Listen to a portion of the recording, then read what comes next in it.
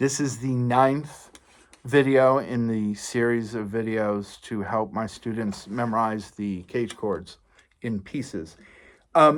We've now seen that there's a lot of different things you can do with these. I want to add a couple of ideas. Last time we did arpeggios, just as easily we can add our pentatonic scales. That was the two halves of the E shape. You probably know that as one continuous scale, of course. But I want you to think of it in these kind of root to root.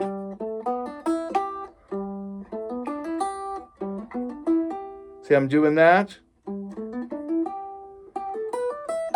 Easily, you can do this in minor, right? Some of these are unusual, but we know them. We know them as part of a larger position, but I want you to concentrate on them in terms of that little root to root position, just like we did with the scales. Yes, I know you can play 3-note per string scales up and down the neck. Yes, I know that you can play longer pentatonic runs. The point of this, though, is to help you memorize the different keys, right? I just did them with pentatonic scale, so I'm going to stay in one position, and we're going to work on them using this pentatonic idea. Here's C, F, B flat, E flat.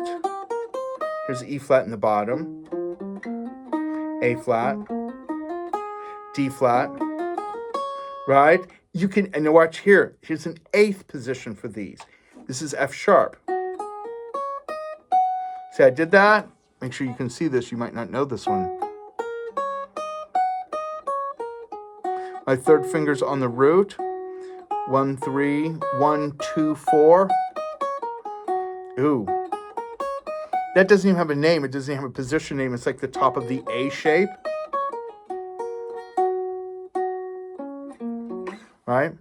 So there's so much you can do with these to memorize the neighboring notes, to memorize the chord tones. This is exactly how musicians that improvise and actually play melodies that utilize chord tones that have harmonic relevance. This is exactly what they use. Meaning if we're in, say, the key of A major, and we can just have fun screwing around it with an A major scale or an A major pentatonic, sounds good, we're having fun, but it's not going to necessarily sound like much if all we do is go up and down the scale or just screw around with little pieces. But now I have memorized, I know where the chord tones are. It's the major 6. I now can do the pentatonic scale. So I can utilize that in terms of playing over changes now. So if I have, say, 1, 4, and 5, I'm not stuck with doing, I can do them here. I can do them, see the C shape of that D chord? Same thing with the pentatonic scales. Watch how I'm going to do G, C, D,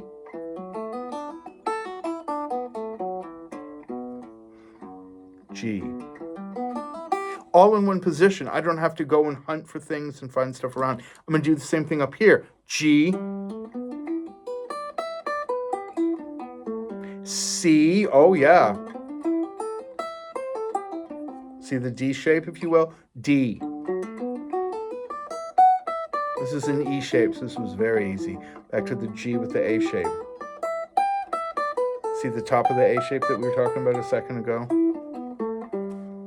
So there's so much you can do with these. Again, we could have done minor. We could have done minor pentatonic flat 5. Lovely scale. Arpeggios, 7th chord arpeggio, etc., etc., etc.